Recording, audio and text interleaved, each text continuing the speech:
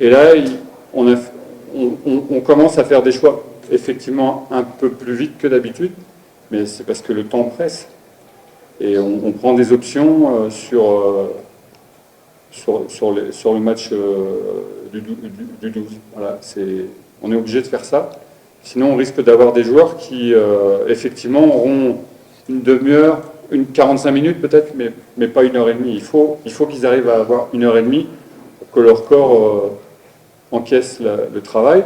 Il faut savoir aussi que demain matin, tous les joueurs qui n'ont pas joué, 1 heure, on a une opposition. Donc ils auront 1 heure et demie. Donc on est à peu près équitable. Voilà. Coach, premier match, première victoire. Quelle est la leçon tirée de ce match?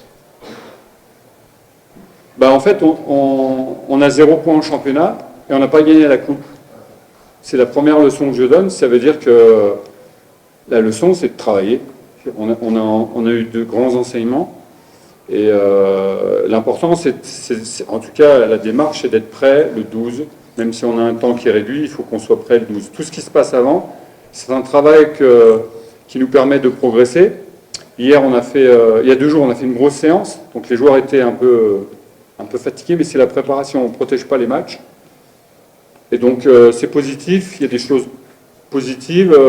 On essaie de donner un style de jeu. Les joueurs s'appliquent. Et il y a un sens, en fait, à notre façon de jouer. Après, il y a eu du déchet, il y a eu de la fatigue et de l'incompréhension parfois, mais globalement, il y a une volonté de jouer ensemble. En fait, c'est ça la démarche. C'est qu'on ait une équipe qui joue ensemble quand on a le ballon ou pas. Donc, vous êtes satisfait? Je suis satisfait du contenu. Bonsoir, coach. J'aimerais vous demander est-ce que vous avez choisi votre hiérarchie des capitaines pour le moment? Les 3 capitaines, peut-être un peu plus. Est-ce que vous avez choisi le capitaine de l'équipe? On a mis Prince, donc après, la hiérarchie n'est pas faite. Voilà. Mais après, pour l'instant, c'est pas la priorité. La priorité, c'est d'être près le 12. Ouais, on est omnibulé par ça. Capitaine, bon, ça viendra. On aura quelqu'un, de toute façon, c'est une obligation d'avoir un brassard. Mais j'espère, ce que je souhaite, c'est qu'il y ait 11 capitaines sur le terrain à chaque match. Voilà. Ok, on n'a pas vu Benjamin le défenseur camerounais finalement. Est-ce que c'était votre choix ou il a un problème physique?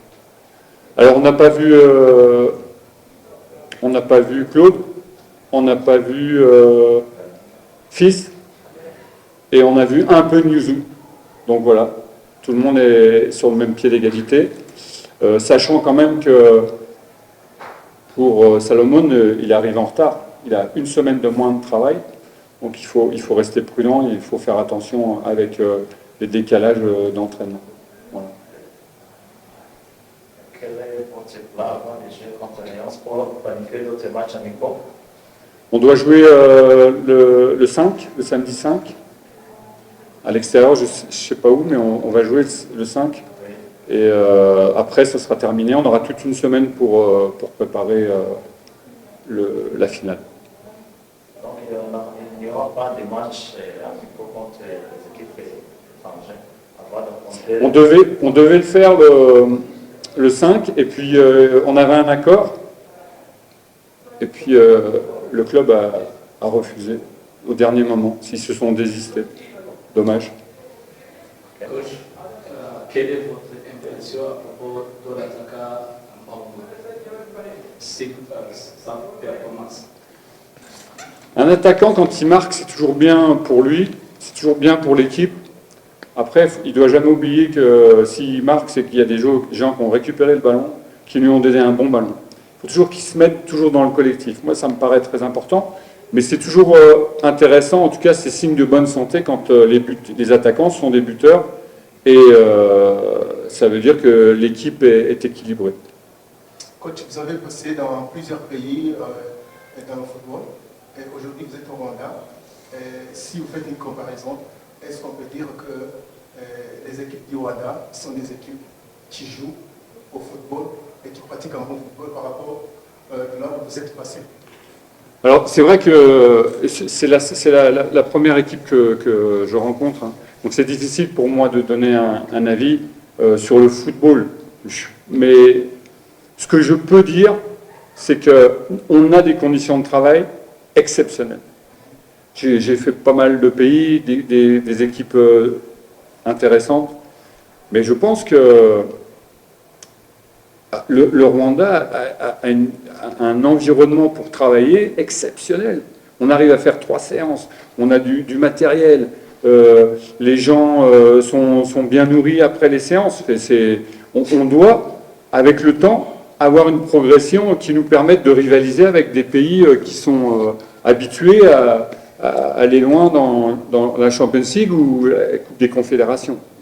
En tout cas, le football a tout pour progresser. Maintenant, il faut du temps, il faut des gens qui s'impliquent, mais ce que je vois, en tout cas, ce qui ressort, c'est que les joueurs rwandais ont un potentiel physique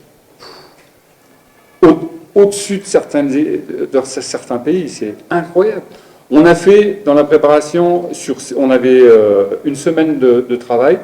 Comme on nous a réduit, en tout cas, ça a réduit la préparation, on a réduit de 6 jours, on est passé à 3 jours. C'est-à-dire qu'on a fait les mêmes séances, 3 séances en 3 jours, au lieu de 6, 2 séances.